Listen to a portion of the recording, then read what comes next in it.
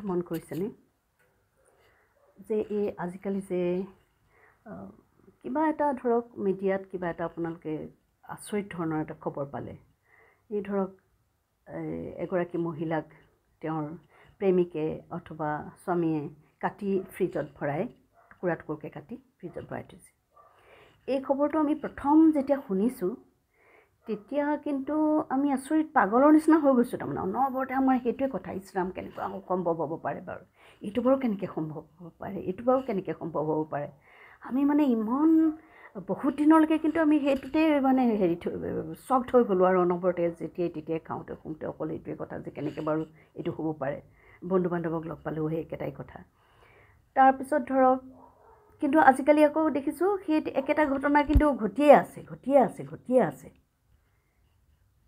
আচৰিত নহয়নে কথাটো আকৌ ধৰক এই আমাৰ অসমত বিশেষকৈ এই লগৰ ল'ৰাক কটা ঘটনাটো একদম ফাৰ্ষ্ট টাইম শুনা নিচিনা লাগিছে মোৰ 50+ জীৱনত প্ৰথমবাৰৰ কাৰণে শুনিছোঁ যেন লাগিছে যে এনেকুৱাও হ'ব পাৰেনে এনেকুৱাও ঘটনা ঘটিব পাৰেনে কিন্তু এই যে কেইদিনমানহে হৈছে ঘটনাটো ঘটাৰ পিছত কিন্তু হৈ আছে আকৌ এই ধৰক চুমি বৰা নেকি তেখেতৰ ঘটনাটো স্কেণ্ডেল ইমান সাংঘাতিক 200 কোটিৰ স্কেণ্ডেলনো অসমীয়া মানুহে কৰেনে এই মানে কম বয়সতে এনেকুৱা যেন লাগিছিল কিন্তু এতিয়া দেখোন মিডিয়াত অনবৰতে সেই আমুকে এইটো এনেকুৱা ধৰণৰ কৰিলে তামুকে এনেকুৱা ধৰণৰ একে ধৰণৰ স্কেণ্ডেল কৰিলে এই কথাটো শুনি কিন্তু খুব মানে আচৰিত ঘটনা কিন্তু চাবলৈ গ'লে চাওক এগৰাকী সচেতন নাগৰিক হিচাপে মই কিন্তু এই বিষয়টোত খুব চিন্তিত হৈ পৰিছোঁ কাৰণ আমাৰ নৱপ্ৰজন্মই কি কৰিব এইখন পৃথিৱীত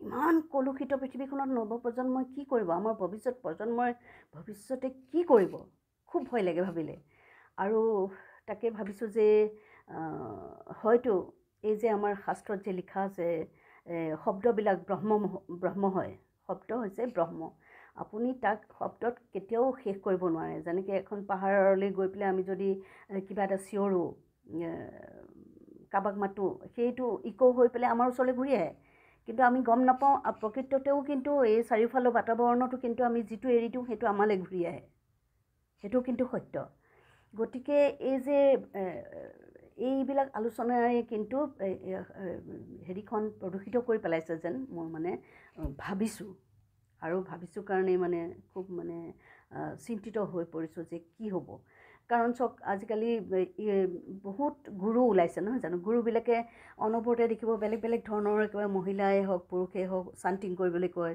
মানি মানে এফাৰ্মেশ্যন কৰে অনবৰতে মানিৰ কথা চিন্তা কৰিবা মানিৰ কথা ক'বা বা ফেমৰ কথা ক'বা অনবৰতে কৈ থাকিবা এনেকৈ ধৰণৰ কয় নহয় জানো বা আমি যে পূজা কৰোঁ পূজাটো সেই পানী অকণ মিলাই পেলাই হেৰিয়ে বা এই যে পূজাৰীজনে বা আমাৰ নামঘৰৰ দেওজনে আমাক যে আশীৰ্বাদ দিয়ে এইটো হওক আমি যে খুব উৎফুল্লিত হৈ পৰোঁ সেই দেওজনো কিন্তু এঘৰৰ কাৰোবাৰ দেউতা কাৰোবাৰ স্বামী ঘৰত কিন্তু তেখেত এজন স্বামী বা দেউতা কিন্তু নামঘৰলৈ আহি আমাক আশীৰ্বাদ দিলে আমি ভক্তি বা শ্ৰদ্ধা বা একদম উৎফুল্লিত হৈ পৰোঁ ভক্তিত গদগদ হৈ পৰোঁ যে মোক ইমান ধুনীয়াকৈ আশীৰ্বাদটো দিলে কিনো সেয়া ব্ৰহ্ম শব্দ ব্ৰহ্ম তেখেতে ক'লে আমাৰ কিন্তু ফলিয়াই গ'ল বুলি মনতে ভাবোঁ হয় ফল পাওঁ কাৰণে আমি নামঘৰলৈ যাওঁ ফল পাই কাৰণে আমি মন্দিৰলৈ যাওঁ বা ফল পাওঁ কাৰণেই আমি এই যে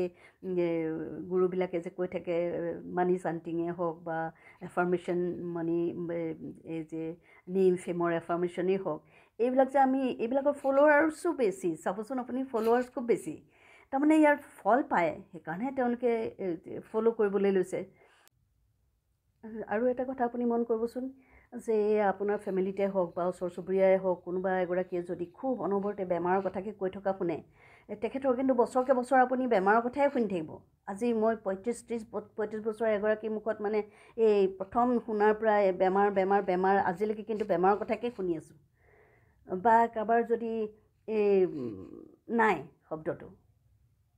শব্দটো যদি কোনোবাই কয় যে নাই আমাৰ নায়েই এইটো নায়েই পইচা যে নায়েই কিন্তু হয়তো তেওঁৰ হাজবেণ্ডে হেৰিয়ে কৰে ইঞ্জিনিয়াৰে হয় হয়তো কিন্তু নায়েই কওঁতে কিন্তু তেওঁৰ অভাৱ কিন্তু নুগুচা হয়গৈ তেওঁৰ অভাৱ কেতিয়াও নাথাকে তেওঁ দেখিব দামী গাড়ী এখনতো আছে, দামী ঘৰ এটাও, ধুনীয়া ঘৰ এটাতো আছে, কিন্তু এওঁ যে স্বভাৱটো নাই নাই কৈ থকা, এই যে শব্দ ব্ৰহ্মটো হেৰি কৰি পেলাইছে, প্ৰদূষিত কৰি পেলাইছে নাইটোৱে। গতিকে তেওঁৰ কিন্তু বহুত কথাত নাইটো থাকেই, মোৰ আমুকটো নাই তামুকটো নাই, তেওঁৰ থকাটোও নোহোৱা হৈ যায় কেতিয়াবা। এইটো কিন্তু প্ৰমাণিত সত্য, মই দেখিছোঁ। আমাৰ হয়তো ধন সম্পত্তি বহুত আছে, কিন্তু স্বাস্থ্য নাই কাৰণে আমি ভোগেই কৰিব নোৱাৰোঁ। আৰু আমাৰ হয়তো পুত্ৰ কন্যা বহুত আছে, কিন্তু সেই পুত্ৰ কন্যা সুখ আমি একেবাৰে নাই পোৱা। আমাৰ হয়তো সুন্দৰ এখন গৃহ আছে, খুব ধুনীয়া ডাঙৰ এখন ঘৰ আছে, কিন্তু গৃহ সুখ কিন্তু আমি একেবাৰে পোৱা নাই। এনেকুৱা এক চক্ৰবেহুত আমি সোমাই পৰিছোঁ। কিয় সোমাই পৰিছোঁ? আমাৰ এই বাতাৱৰণটো একেবাৰে নষ্ট হৈছে। আমি এক চক্ৰবেহুৰ মাজত যেন সোমাই পৰিছোঁ। আৰু তাৰ পৰা উদ্ধাৰ পাবলৈ কিন্তু আমি কিছুমান আধ্যাত্মিকতাৰ ফালে আগবঢ়াটো লেহে হ'ব বুলি মই মানে ভাবোঁ। কিয়নো ময়ো এগৰাকী সমাজ সচেতন মহিলা, গতিকে মোৰো কৰ্তব্য আছে সমাজৰ প্ৰতি। বহুত চিন্তা কৰোঁ, বহুত চিন্তা কৰিছোঁ, ধ্যানো কৰোঁ। মই বহুত কথা ভাবি ভাবি লাষ্টত ভাবিছোঁ যে এই যে সিদ্ধাৰ্থ গৌতম বুদ্ধ, ধৰক গৌতম বুদ্ধই এই প্ৰাচুৰ্যপূৰ্ণ ঘৰ আছিল, তেওঁৰ ৰাজপুত্ৰ আছিল, অথচ এই চাৰিওফালৰ বাতাৱৰণ, এই চৰাই এজনী মাৰি পেলাইছে কোনোবাই হেৰি কৰি পেলাই, বা কোনোবাই ভিক্ষা কৰি আহিছে, অৱস্থা নাই, খুব বেয়া অৱস্থা। এইবোৰ দেখি পেলাই ভাবিছে কিয় এনেকুৱা হয় মানুহৰ। গতিকে তেওঁ ধ্যানত বহিলে, ধ্যান কৰিয়ে তেওঁ ঈশ্বৰত্বপ্ৰাপ্ত হ'ল। আমাৰ ঋষিমুনিসকলে আগৰ ধ্যান কৰিয়ে সকলো গম পাইছিল।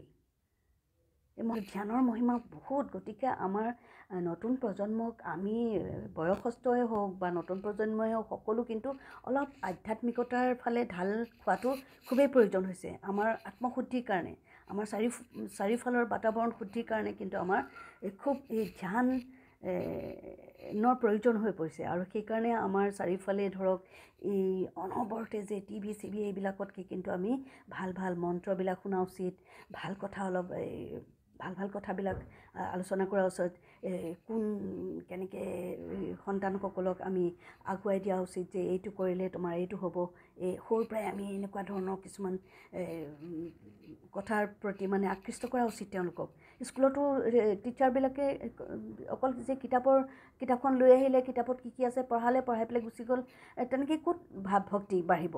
বা আমি পিতৃ মাতৃসকলে যদি ল'ৰা জন্ম দিলোঁ, ধুনীয়া ধুনীয়া খাবলৈ দিছোঁ, একদম যি মন যায় তাকে কৰিবলৈ দিছোঁ, তেনেকৈ আমাৰ সন্তান ক'ত ভাল হ'ব।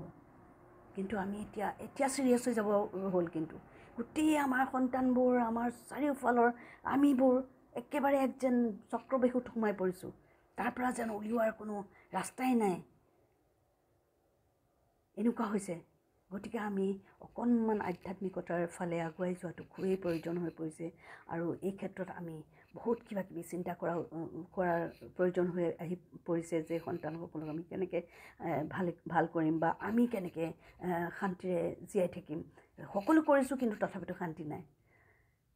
ধন সম্পত্তি,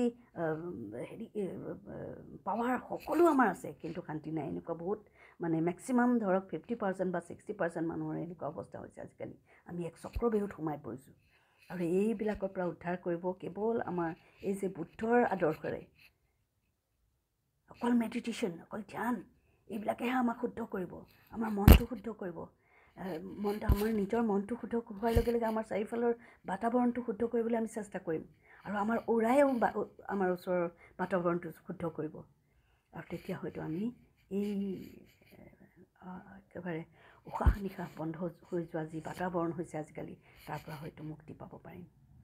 আজিলৈ ইমানেই মই বক্তব্য ক'লোঁ। কেনে পালে আপোনালোকে জনাব, সহমত প্ৰকাশ কৰিলেও জনাব, বা মোৰ মতামতত বিশ্বাস নকৰি মোক ককৰ্থনা কৰিলেও কৰিব। মোৰ মনৰ ভাৱটো ক'লোঁ। নমস্কাৰ।